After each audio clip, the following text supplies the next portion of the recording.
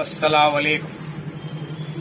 శుక్రవారం ఇలాంటి రోజు అంటే ఆ అల్లాహుతాలా షానహు మీ దువా కబూల్ చేసే రోజు. జుమ్మా నమాజ్ చాలా ముఖ్యమైనది.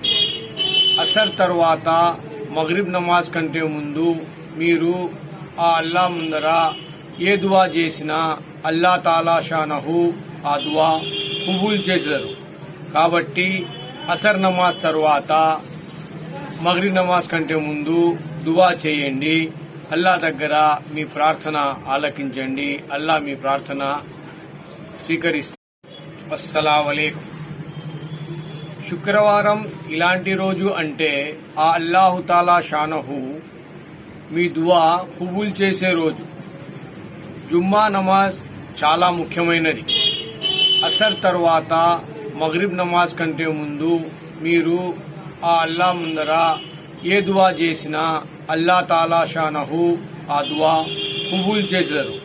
కాబట్టి అసర్ నమాజ్ తర్వాత మగ్రిబ్ నమాజ్ కంటే ముందు దువా చేయండి. అల్లా దగ్గర మీ ప్రార్థన ఆలకించండి. అల్లా మీ ప్రార్థన స్వీకరిస్తారు.